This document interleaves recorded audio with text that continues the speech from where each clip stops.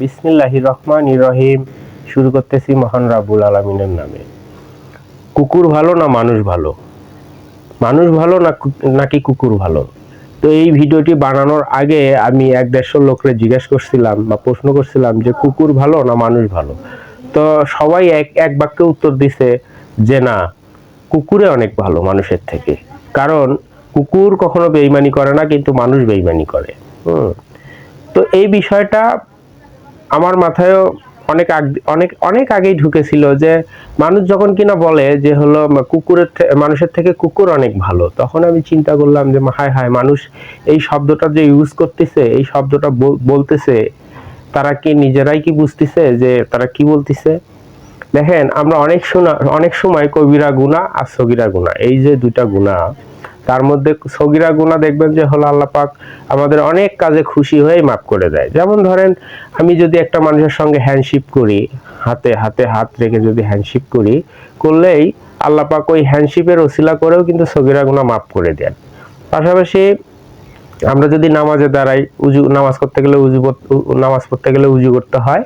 হ্যাঁ, উজুতেও কিন্তু আল্লাহ পাক এই সগীরা গুনাহগুলি মাফ করে দেয়। কিন্তু কবিরা গুনাহ এমনই একটা গুনাহ, এই আল্লাহ কখনোই সহজে মাফ করেন না।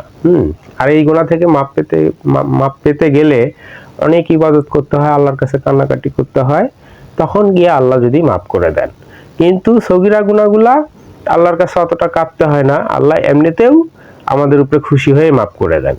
কিন্তু এই যে কবিরা গুনাহ, যেটা গুরুত্বপূর্ণ একটা গুনাহ, যে গুনাহটা আল্লাহ সহজে মাফ করে না, এই গুনাহটা কিন্তু আমরা অনেক সময় হাসি ঠাট্টামি করতে গিয়েই আমরা করে ফেলি। হ্যাঁ, বা সমাজে কিছু প্রচলিত কথার মাধ্যমে কিন্তু আমরা এগুলো করে থাকি। যেমন ধরেন, এই যুগের জেনারেশন, মানে এখনকার ধরেন ৮-৯ বছরের বাচ্চা থেকে শুরু করে ২৭-২৮ বা ৩০ পর্যন্ত, এই যে বয়সটা, এই বয়সের আপনারা দেখবেন সমাজে এরা যারা ঘুরে বেড়ায় সব সময়, এরা করে কি, দেখবেন যে এদের বন্ধু বান্ধবদের মধ্যে, বা এখন এই মুহূর্তে যারা এই ভিডিওটা দেখবেন বা আমার ভিডিওটা যারা দেখতেছেন, তারা কিন্তু এই কথাটা গুরুত্বপূর্ণ সহকারে একটু শুনবেন আর কি।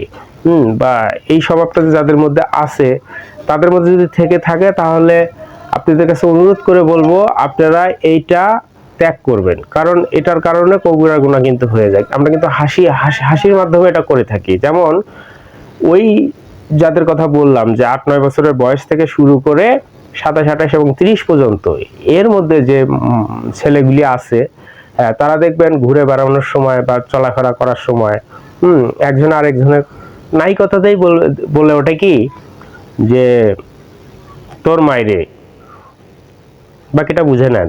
পাশাপাশি বলে যে খ্যানকির পোলা। এই যে শব্দগুলি, এই যে নোংরা শব্দগুলি যে আমরা ইউজ করি, বন্ধু হচ্ছে ভাই সমতুল্য। হ্যাঁ, একজন ভাই হয়ে আরেকটা ভাইকে আমি এই ধরনের নোংরা কথা বলতে পারি, এটা কি হয়? বা আমরা কিন্তু এটাই করে থাকি সবসময়, বা বলতেছি। এই যে বলতে গিয়ে যেটা হচ্ছে, সেটা হচ্ছে কি পরিবেশটা নষ্ট হয়ে যাচ্ছে, পাশাপাশি আমরা কবিরা গুনাহ করে ফেলতেছি। কিন্তু আমরা কিন্তু এটা বুঝতেছিই না। আমরা ভাবতেছি কি, ধর এটা তো সচরাচর আমরা এটা করেই থাকি, সবসময় করে থাকি। কিন্তু এই যে সবসময় করে থাকি বা এগুলি তো চলছেই, হ্যাঁ, এই রকম মন মানসিকতা থেকে কিন্তু আমরা এই কথাগুলি বলে থাকি। হ্যাঁ, যে এই তোর মায়েরে, হ্যাঁ, বা এই খানকির পোলা, এই যে কথাগুলি বলে থাকি, এই কথাগুলির কারণে আমরা কবিরা গুনাহ করে ফেলতেছি। এই যে কবিরা গুনাহ যে করতেছি, যে গুনাহ থেকে আমরা কখনোই মাপ পাবো না। দেখেন, সেম ব্যাপার কিন্তু এই কুকুরটার বেলায়ও এসে কিভাবে আল্লাহ পাক বারবার বলছে যে মানুষ হচ্ছে আশরাফুল মাখলুকাত, সৃষ্টির সেরা জীব। সেই মানুষ হয়েই আমরা এই যে একটা উপাধি পাইছি, এই যে একটা সম্মানের জায়গায় আছি, আমরা নিজেরাই আমাদের সম্মান কুকুরের সঙ্গে তুলনা করতেছি। আমরা বলতেছি যে আমাদের থেকে কুকুর অনেক ভালো। এই যে কথাটা বলে ফেললাম, আপনারা গভীর চিন্তা করে দেখেন, এই কথাটা বলার কারণে কিন্তু কবিরা গুনাহ হয়ে যাচ্ছে। কেন কবিরা গুনাহ হয়ে যাচ্ছে? যেখানে আল্লাহ পাক আমাদের এত ইজ্জত আর এত সম্মান দিছে, হ্যাঁ আমরা পাপী, হ্যাঁ আমরা বেঈমানি করি, আমরা পাপ করি, এই জন্য তো আল্লাহ জান্নাত জাহান্নাম বানাইছে, আমাদের বিচার করার জন্যই তো। এবং দুনিয়াতে আমরা পাপ করব, আমরা তো মানুষ, আমরা তো ভুল করবই, ভুল করবো জন্যই আল্লাহ তো বিচার করবে। কিন্তু এই যে সম্মানের মালিক হয়ে এই যে এত সম্মান দিল আল্লাহ পাক আমাদেরকে, এই সম্মানটা আমরা কুকুরের সঙ্গে গিয়ে তুলনা করতেছি যে আমাদের থেকে কুকুর নাকি অনেক ভালো। তো এই কথাটা যখন কিনা আমরা বলবো, এটা কি কবিরা গুনাহ হয় না? একটু চিন্তা করে দেখেন তো ভাই। ওই যে যেমন বন্ধু বান্ধবরা ঘুরে বেড়াচ্ছে, ওরা হাসি ঠাট্টামো করেও কথাগুলি বলতেছে, কিন্তু তারা বুঝতেছেই না যে এটার জন্য কবিরা গুনাহ হতে পারে বা হবেই। এই সেম কাহিনী কিন্তু এখানেও আমরা এই যে কুকুরকে আমাদের থেকে বড় সম্মানী করে বসে আছি বা তাকে সম্মান বেশি দিয়ে বসে আছি। দেখেন, কুকুর হচ্ছে একটা নাপাকি এক ধরনের প্রাণী। এই কুকুরটা যদি একটা নামাজি ব্যক্তির শরীরের সাথেও যদি লেগে যায়, অনেক আপনারা ফলো করে দেখবেন নামাজি ব্যক্তিরা দেখবেন যে হলো আবার পরিষ্কার পরিচ্ছন্ন হয়। কেন হয়? কারণ কুকুর একটা নাপাক প্রাণী। কারণ কুকুর দেখবেন যে নাপাক খাবারগুলি বেশি খায়, নাপাক জায়গাগুলোতে বেশি যায়, নাপাকি জায়গাগুলোতে ওরা ঘুমাতে পছন্দ করে।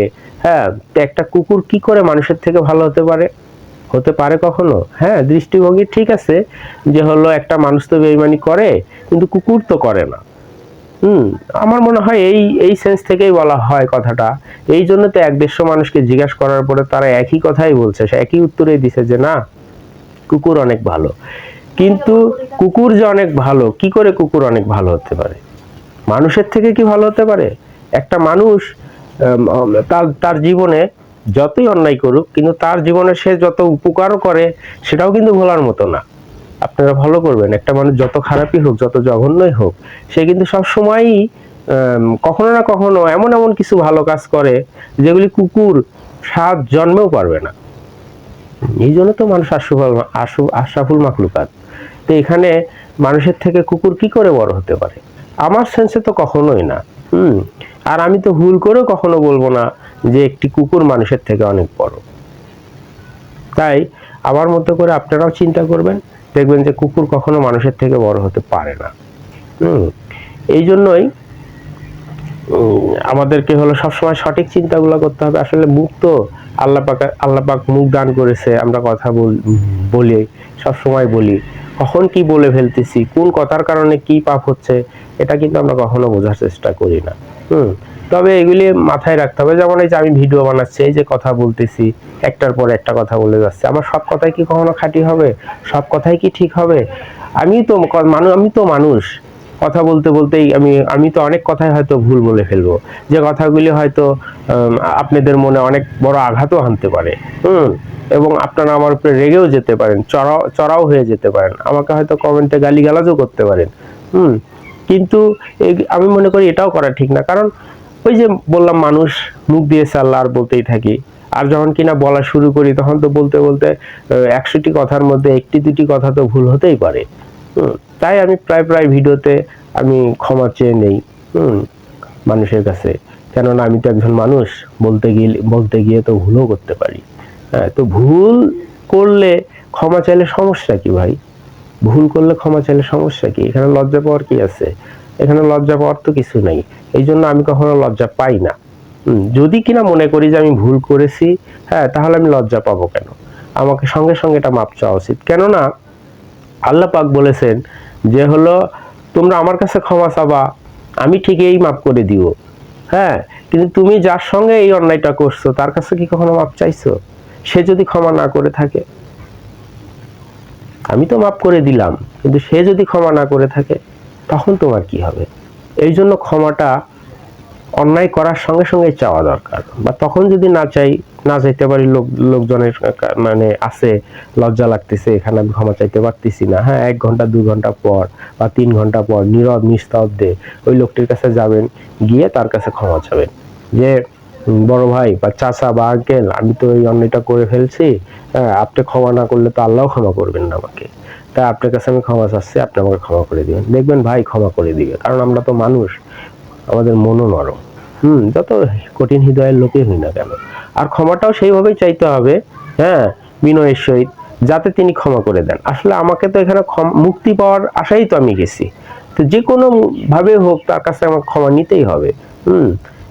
তাই এমন বিনয়ের সহিত বলতে হবে যেন তিনিও আমাকে ক্ষমা করে দিতে বাধ্য থাকেন।